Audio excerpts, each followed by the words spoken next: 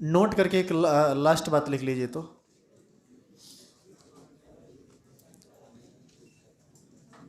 जैसे ये है सॉल्यूशन 1, ये दूसरा है सॉल्यूशन 2, इसका ऑस्मोटिक प्रेशर है पाई 1, वॉल्यूम है V1, इसका ऑस्मोटिक प्रेशर है पाई 2, वॉल्यूम है V2। इसी तरह से तीसरा सॉल्यूशन, चौथा, पांचवा, छठा, बहुत सारा सॉल्यूशन है। सबको मिलाकर यदि एक सॉल्यूशन बनाया जाए तो उसका ऑस्मोटिक प्रेशर पाई एम और V को VM मानते हैं। ये बिल्कुल मोलरिटी की तरह पाई 1 V1 plus pi 2 V2 plus pi 3 V3 ये बराबर हो जाता है पाई M VM के। आइए इसके बाद हम लोग क्वेश्चन को करेंगे। पहले उतारिए इसको। कितना से था क्वेश्चन नंबर 68 से। 2-3 क्वेश्चन है थोड़ा सा घुमा हुआ, हालांकि बन जाना चाहिए सब, एक आध गो को छोड़ के। लास्ट वाला तो बहुत हल्का है, खाली आप नहीं बना पाए अलग बात है, बनना चाहिए। अच्छा कोई बात नहीं, बना नहीं बना हम हैं यहाँ, देख लेते हैं सबको। खाली जब हम बताएंगे तो उतारने का काम आप साथ साथ कीजिएगा।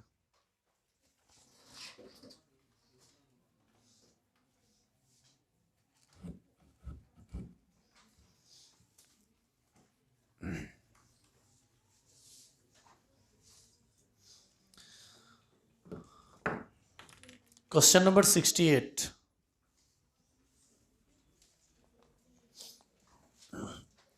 What is the osmotic pressure of A solution, यानी आपसे क्या पूछ रहा है, पाए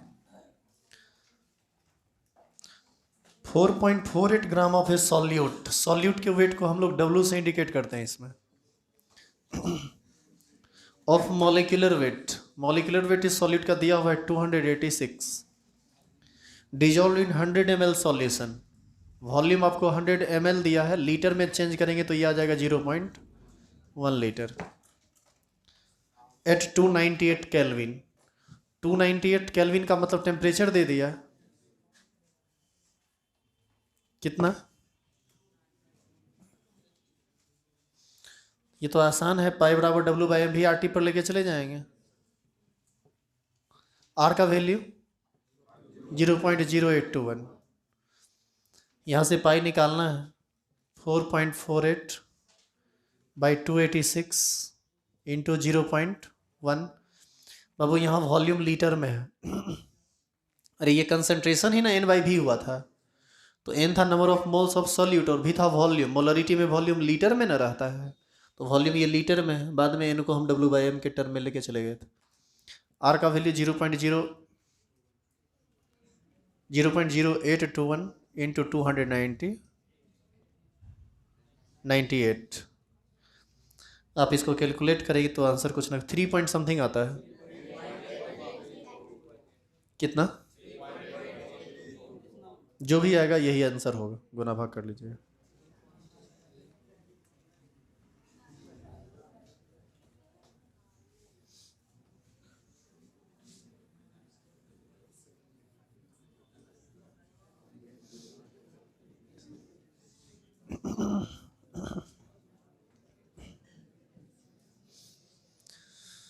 आगे है question number 69।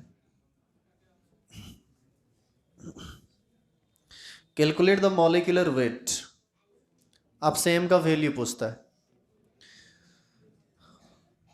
Calculate the molecular weight of a substance 10 gram of which W का value 10 gram, dissolve in 1 litre, volume कितना 1 litre, of solution and develop an osmotic pressure of 88 mm of Hg। देखिए पाई का value 88 mm of Hg है, इसको आपको बदलना पड़ेगा ATM में, और ये होगा 88/670, चूँकि एक ATM 660 सॉरी 760 लिखा हुआ सही है। 1 ATM बराबर होता है ना 760 mm ऑफ Hg, तो इसको mm ऑफ Hg को ATM में बदलने के लिए 760 से आपको भाग देना पड़ेगा, जो भी आएगा। टेम्परेचर कितना है 27, तो यहाँ से आप निकाल दीजिए एक बार फिर से यही फॉर्मूला लगेगा, पाई बराबर डब्ल्यू बाई एम भी आर टी। पाई का वैल्यू 88/760, डब्ल्यू 10 मॉलिक्यूलर वेट निकालना है, वॉल्यूम 1 0.0821, टेम्परेचर कितना 27 केल्विन ही है ना, निकालिए। बनाइए अगला question.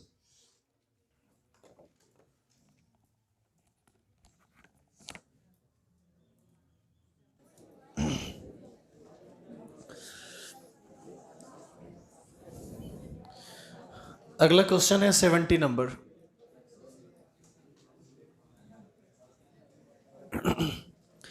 Calculate the osmotic pressure, यानी पाई निकालना है आपको एट 25 डिग्री सी। टेम्परेचर कितना, इसको केल्विन में बदल दीजिए, 298 केल्विन होगा। 6% weight by V urea solution. What is meaning of this? It means 6 gram of urea present in 100 ml of solution. It means volume of solution is 100 ml है, तो इसको आप लीटर में बदल दीजिए, 0.1 लीटर होगा। और ग्राम W है ना, ये 6 ग्राम, और यूरिया है तो मॉलिक्यूलर वेट 60। एक बार फिर से सेम फॉर्मूला अप्लाई कर दीजिए, R का वैल्यू वही 0.0821, पाई बराबर W बाई एम भी आर टी। तो यहाँ से पाई निकल जाएगा, W660 0.1 0.0821 इंटू 298, कितना आता है आंसर? 24 समथिंग आता है। वो किस यूनिट में आएगा? एटीएम में, एटीएम में आएगा, सही है।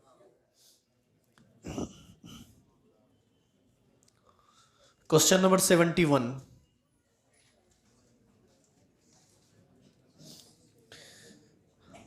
क्वेश्चन नंबर 71 जो है वह कल वाले थ्योरी पर और परसों वाले थ्योरी दोनों पर कंबाइंड फॉर्मेट में जाएगा। ये यूनिट का विशेष ध्यान रखना है, जो कि हम कल बताए भी थे आपको।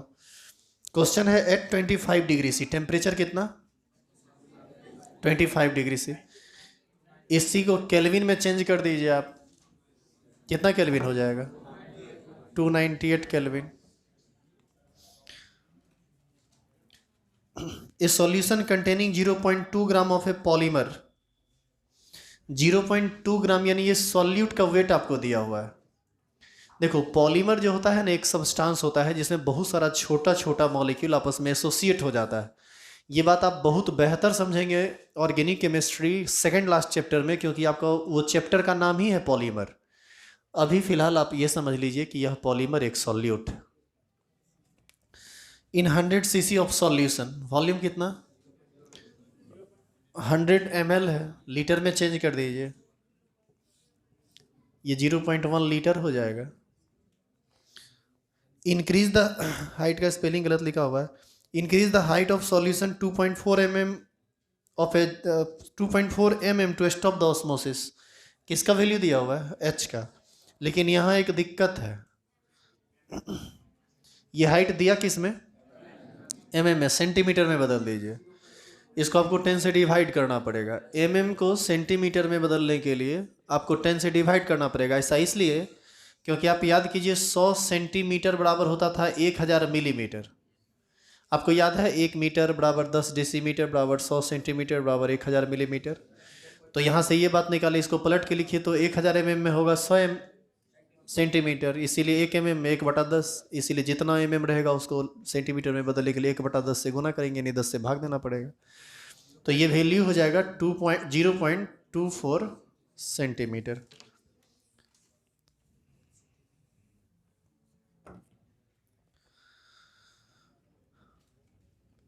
Calculate the molecular weight of solute if density of solution is 0.88 ग्राम पर cc। सबसे पहले आप एक काम कीजिए, पाई बराबर HDG से चलिए, उससे आपको ऑस्मोटिक प्रेशर निकल जाएगा। देखो ध्यान दीजिएगा, पाई बराबर होता है ना W/MV/RT। थोड़ा ध्यान से सुनिएगा, आपको निकालना क्या है, मॉलिक्यूलर वेट। मॉलिक्यूलर वेट जब भी निकलेगा तो इसी फॉर्मूला से निकलेगा, लेकिन W दिया हुआ है, वॉल्यूम दिया हुआ है, RT सब पता है आपको, लेकिन पाई तो नहीं पता है। तो पहले क्या निकालना पड़ेगा, पाई। पाई निकालने के लिए आप पाई बराबर HDG को फॉलो कीजिए।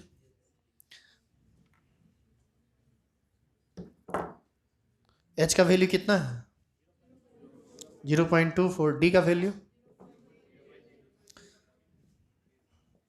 G का वैल्यू 980 न लेंगे आप, CGS यूनिट में जा रहा है। अच्छा, ये आंसर किस यूनिट में आएगा, ये आएगा डाइन पर सेंटीमीटर स्क्वायर में। आप एक काम कीजिए, इसको तुरंत ATM में चेंज कर दीजिए। क्यों, क्योंकि अब आप इस फॉर्मूला का यूज़ कीजिएगा, और इस फॉर्मूला में पाई किस यूनिट में रहता है, ATM में रहता है, और अभी आया है आपको किस में, डाइन पर सेंटीमीटर स्क्वायर में। एक ATM बराबर होता है 1.01 इंटू 10⁻6 डाइन पर सेंटीमीटर स्क्वायर। इतना डाइन पर सेंटीमीटर स्क्वायर को ATM में बदलने के लिए उतना से डिवाइड कर दीजिए, यानी 1.01 इंटू 10⁻6 से। तो हम चाहें तो इसी को लिख सकते हैं 0.24। ये ऑलमोस्ट आ जाता है आपको 206 दशमलव समथिंग। गुना करने के बाद कितना आता है ये, 206.976। इतना ये हुआ डाइन पर सेंटीमीटर स्क्वायर, और इसी को हम लोग लिख सकते हैं 206.976 बट्टा 1.01 गुना 10⁻⁻6 ATM, ऐसा लिख सकते हैं। ये जो गुना में हम लिखते 10⁻6, तो ऊपर करके गुना में 10⁻⁻6 लिख सकते हैं। अब आप इस फॉर्मूला का यूज कर दीजिए। यहां तक चलने के बाद पाई बराबर W/MV/RT को फॉलो कीजिए। पाई का वैल्यू ATM में आ चुका है आपको, ये वैल्यू गुना करेंगे, भाग देंगे ना इसको, तो ये 204 दशमलव समथिंग आ जाता है, 92। ठीक है, राउंड फिगर में लेंगे 205 भी लीजिएगा तो ज़्यादा का इधर उधर नहीं होगा। W कितना है, W, अच्छा 10⁻⁻6, W 0.2, M क्या, M निकालना ही है, V कितना 0.1, R का वैल्यू 0.0821, T 298।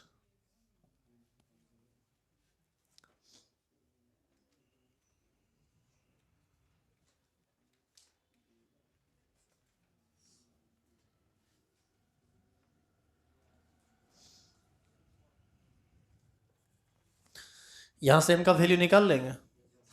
किसी भी पॉलीमर का मॉलिक्यूलर वेट बहुत ज़्यादा होता है, आपको ये वैल्यू आएगा, नहीं 2388, हमको लगता है गलत है आपका कैलकुलेशन। ये वैल्यू आता है 2.3 इंटू 10⁵। आप कहीं इसमें गलती किए हैं, जीरो में, 2388 के आसपास बोल रहे हैं। एक बार चेक कर लीजिएगा, हम इसको मिटा दे रहे हैं, आपको जो भी वैल्यू आएगा ना वही आएगा, चूंकि हम भी कंफर्म नहीं है कि गुना भाग करने के बाद यही आएगा कि नहीं आएगा। आप गुना भाग कर सकते हैं ना, यहां से कर लीजिएगा।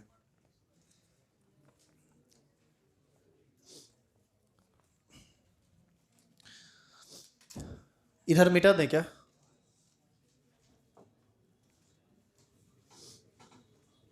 देखिए क्वेश्चन नंबर 72।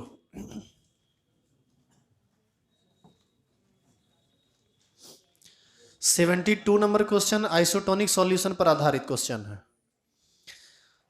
क्वेश्चन है, a solution contain 10.2 gram of a solute in 1 litre of solution is found to be isotonic with 2% weight by glucose solution.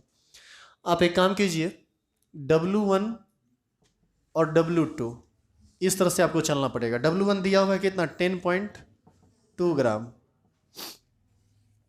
1 litre solution है, वॉल्यूम कितना 1 लीटर, और सुनिए, जो सॉल्यूट है ना, उसका नाम फॉर्मूला कुछ नहीं दिया हुआ है, इसका मतलब आप उसका मॉलिक्यूलर वेट भी नहीं जानते हैं, तो ये m जो है वो आपको पता नहीं है। खैर बाद में देखते हैं। ये आइसोटोनिक है 2% वेट बाई भी सॉल्यूशन के साथ। 2% वेट बाई भी का मतलब W वेट 2 ग्राम, वॉल्यूम कितना 100 ml। 2% वेट बाई भी glucose solution means 100 ml of solution content 2 gram of glucose. तो ये 100 ml है, आप इसको तुरंत यहीं बदल दीजिए किस में, लीटर में, और ग्लूकोज है तो आपको मॉलिक्यूलर वेट पता है 180, इसको आप क्या बोलेंगे m2, इसको तो आप m1 कह दीजिए। आपसे क्वेश्चन कर रहा है calculate molecular weight of first solution, molecular weight of solute in first solution या जो भी है, बना देंगे इसको। कौन सा फॉर्मूला अप्लाई करेंगे? आपको बताया गया था कि टेम्परेचर यदि नहीं दिया हुआ रहे तो ऐसे में टेम्परेचर हम सेम कंसीडर करते हैं, और सेम कंसीडर पर C1 C2 बराबर हो जाता है, और इसके लिए फॉर्मूला बना था W1 बाई M1 V1 बराबर W2 बाई M2 V2, यही ना बना था। यहाँ से M1 आप कैलकुलेट कर लेंगे, 91 पॉइंट समथिंग आता है, 91.8, आप इसको 92 मान सकते हैं।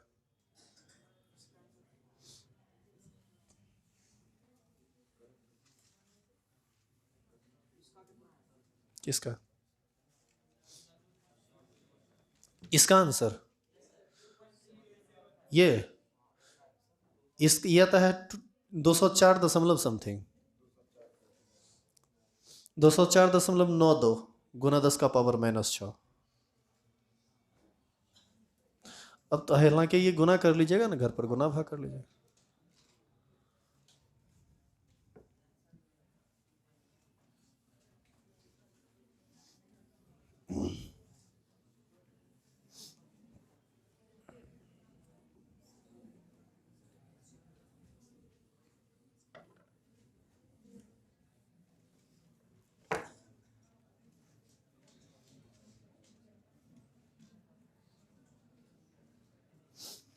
देखिए क्वेश्चन नंबर 73। देखो क्वेश्चन नंबर 73 जो है ना, पढ़ने से ऐसा लगता है कि इसका डाटा जो है इनसफिशियंट है। यदि आप क्वेश्चन पढ़ेंगे तो आपको लगेगा कि बिल्कुल अधूरा क्वेश्चन है, क्या दिया हुआ है और कैसे दिया हुआ है, बड़ा अटपटा टाइप का लगता है, और फिर बनेगा कैसे इसमें, तो आप उलझ जाएंगे। तो देखिए ऐसा कुछ है नहीं, आप सीक्वेंस में यदि आप थ्योरी ढंग से पढ़े होंगे तो आपको बनाने में दिक्कत नहीं होगा। क्वेश्चन है इस vapour pressure of water, vapour pressure of water मतलब आपको ये पी नॉट का वैल्यू दे दिया, तो पी नॉट का वैल्यू दे दिया है आपको कितना 2338 पास्कल, रहने दीजिए, पास्कल है तो जिसमें है रहने दीजिए आप। And vapour pressure of an aqueous solution is, ये आपको दे दिया पी एस कितना 2295.8 पास्कल। इस यूनिट को किसी में चेंज करने की कोई ज़रूरत नहीं है। इसलिए ज़रूरत नहीं है क्योंकि जब relative loading of vapour pressure आप निकालेंगे ना, तो यह एक रेशियो आ जाता है, वो यूनिट कट जाता है। यूनिट किसी में भी लेके जाइएगा वो आपको उतने देगा आंसर। तो पास्कल है, पास्कल ही छोड़ दीजिए। अच्छा एक बात बताइए, आप पढ़े हैं P not minus P S by P not बराबर मोल फ्रैक्शन ऑफ सॉल्यूट, और ये mole fraction of solute molality बट्टे मोलालिटी प्लस 55.5 हुआ करता था जब सॉल्वेंट वाटर होता था। आपको ऐसा नहीं लगता है कि यहाँ से मोलालिटी आप निकाल लीजिएगा? तो ये वैल्यू आपको इस तरह से निकालना पड़ेगा 2338 माइनस 2295.8 बट्टा 2338। इतना पास्कल में इतना पास्कल घटाओगे तो जो भी आंसर आएगा पास्कल में आएगा। ये भी पास्कल में है, पास्कल से पास्कल कट जाएगा और यह एक सिंपल रेशियो बन के रह जाएगा नंबर का। तो यूनिट का कोई लेना देना है नहीं, m बाई एम प्लस 55.5। यहाँ से आप क्या निकाल लेंगे, जो भी आएगा यहाँ से क्या निकलेगा, मोलालिटी निकलेगा। क्वेश्चन में यदि डेंसिटी नहीं दिया हुआ रहे तो मोलालिटी और मोलरिटी आपस में बराबर माना जाता है। उस स्थिति में मोलालिटी और मोलरिटी दोनों सेम हो जाता है, यानी इस बार जो मोलालिटी है वही मोलरिटी है, और वही उसी को हम लोग क्या बोलते हैं C। और हम लोग जानते हैं ना कि पाई बराबर CRT होता है। एम ही सी है, सी का वैल्यू रख दीजिए क्योंकि आप एम निकाल चुके हैं। आर जान ही रहे हैं, टेम्परेचर का वैल्यू क्वेश्चन दे रखा है, आप जो भी निकालेंगे उतना एटीएम इसका आंसर आ जाएगा। समझ में आया कि क्या हम कर दिए यहाँ पर? इस तरह से आप जाएंगे। आंसर इसका नहीं लिखा हुआ है, जो भी आएगा सही आएगा।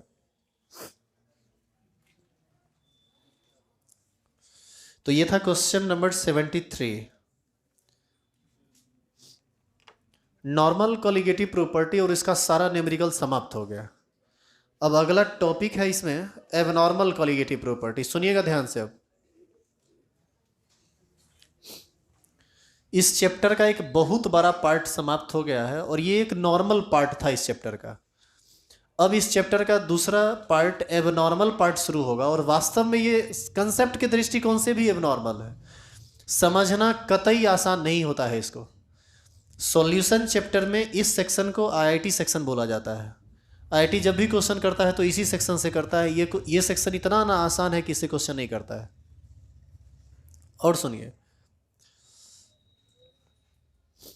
इतना जोर से सर्दी हो गया है कि आंख से आंसू चलते रहता है। सुनिए, ध्यान दीजिए।